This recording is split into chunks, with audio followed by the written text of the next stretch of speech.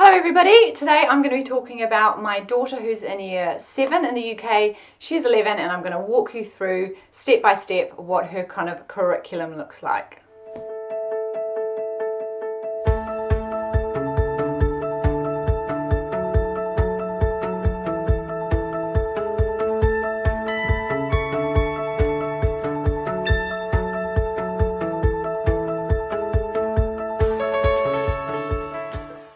First things first, initially my daughter was going to be at secondary school at this time. When she came out of school halfway through year 5, we had planned on doing about a year of home ed as part of a wider lifestyle change to get more travel and more being out together in our life. And as we came closer to the whole, do we want to apply for secondary school? And where we live in Kent is the Kent test and the grammar school system. As we got closer to that, she decided she actually would rather keep being home ed for a little bit longer. So I said, yeah, okay, let's do it. So we don't follow the national curriculum, even though it's likely she will go back into the school system at some point. I don't just want to replicate what is done in school at home. I really don't see the point in doing that for us. So we love the Charlotte Mason philosophy, and I really love the Ambleside Online curriculum. So that forms the basis of how I've approached her year 7 kind of curriculum. For those of you who are familiar with Ambleside Online, she's kind of placed a year 6 with a little bit of books from year 7 and some of year 5. So she has a bespoke list of living books that she works through, but I've also pulled in a bunch of other ones that I personally like and that I know she would like. I just want to say as well that the program of study that my daughter works to is based on roughly 4 days a week. I want to keep a day a week, or at least a half a day a week, free for being spontaneous or going to events. Obviously in a pandemic we can't do as much of that as we used to do, but 4 day a week is kind of what I aim to. It also means that if we get a bit behind or don't get everything done, we've got a bit of wiggle room on a Friday to catch up on things. Final thing before we get into the detail is that all of life is learning. I don't see learning as simply sitting down at a desk, at a computer, or reading a book. The whole of life, every single day, is an opportunity for learning, and I need to say that at the beginning. So let's get into it. So in the Charlotte Mason method, there are a number of things that children do every day, and we have taken that approach. There are a certain list of things that my daughter needs to do every day. So here they are. Exercise. At the moment she is doing YouTube workouts because it's winter and the weather's a bit naff. In the summer she does 10 seconds left. Chores every day. At the moment she is vacuuming downstairs. Copy work. Every day she does some copy work.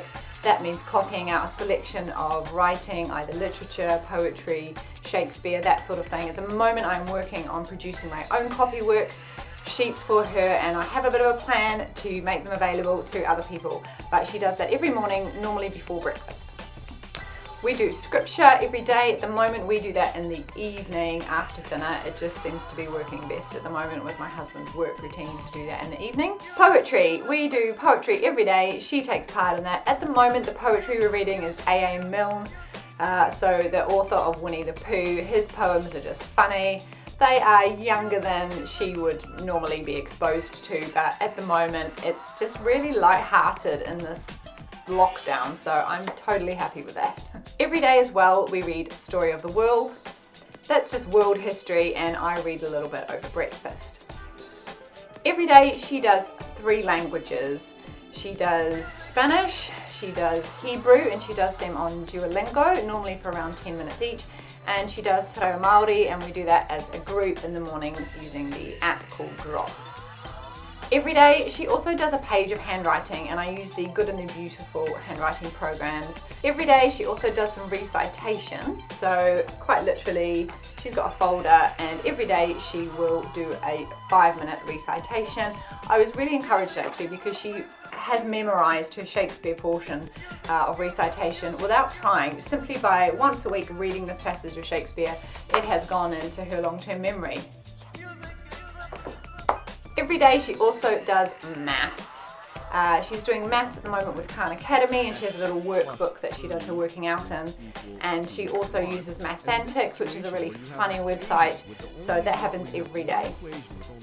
Lastly, every day she does piano practice. We use Hoffman Academy for piano, totally recommend it, and she has free read time where she has to read a chapter of a book. At the moment At the moment she is reading Roll of Thunder, Hear My Cry, and that's kind of her bedtime homework. So that happens every day. Then we have a number of subjects which happen every week, once a week, so let's go through those. First up, we have art appreciation. At the moment we are doing Monet, and we do that as a group all together on a Monday morning after breakfast. Second lesson she has every week is Shakespeare. This term we are doing The Merchant of Venice, and again we do that in the mornings after breakfast, and we do that on a Tuesday. We also do music appreciation once a week. This is like a 10-minute simply listening to some music. We are doing a folk song, we are doing a hymn, and we are listening to the works of Handel. We've also done a little bit of biography work on Handel as a person, so we do that on a Wednesday. She also has a weekly Latin lesson. Traditionally, Charlotte Mason students would do Latin every day. At the moment, we are doing it once a week, and she is doing a Zoom lesson with her sister and a friend of hers who is Latin scholar at her high school. They're just using this Getting Started with Latin book. Once a week, she does an art lesson, and at the moment, we tried some acrylics, but honestly, it wasn't great. So at the moment, she and her sister are doing just some drawing lessons, learning 3D drawing, and I just found some good YouTube videos, really make a playlist, and once a week they sit down and they hone their drawing skills. Once a week she does a map drill, which is just a geography memorization. We're using World Geography games. I think this term she is drilling Asia. Once a week, this is new for us, she also has a Plutarch lesson. This is a group lesson, a family lesson. At the moment I'm doing that on a Friday morning after breakfast.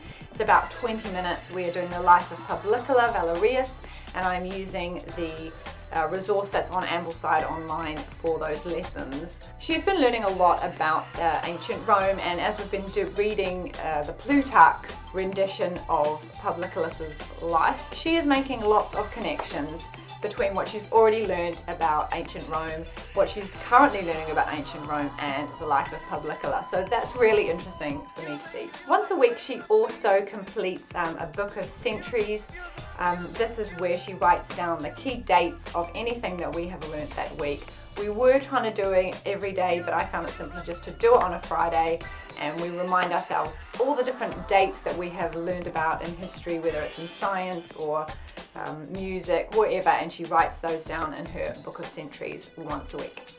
One other thing she does every week is a science lesson. I use this book because it's a hands-on lesson. So this is not a living book, this is an activity book, and it covers chemistry, physics, biology, earth science, and astronomy. And it's just got a lot of really practical experiments and activities to do. Each experiment builds in knowledge on the one beforehand. Lastly, once a week she will also do some nature study or nature journaling. At the moment, in this lockdown state that we're in, I'm using our outdoor time primarily just to be about well-being, having fun, fresh air, and I'm not demanding that they sit down and do some journaling. But when the weather is better, come the springtime, she will be doing nature journaling and some nature study every week. So in terms of the structure of the day, the languages, maths, and the handwriting copy work she gets done after that morning time as a group and is normally finished by 11 o'clock. Then, depending on the overall structure that we are working to at that time, she will either then, after a break, come back and do some narrations, or we will go out for a walk and then she will do her second half of her daily learning in the afternoon. But the second portion of her learning is really her narrations, and that's where we use living books to learn about our different subjects. So I'm just going to talk you through some of the living books that she is reading at the moment and some of the books that she read earlier on in year 7. So for literature, she started off with Animal Farm. She really enjoyed Animal Farm, and after she had read it, I got her to watch some videos about George Orwell and the bigger picture of what he was trying to say through this excellent little book. She also read The Hobbit by J.R. Tolkien in the first term.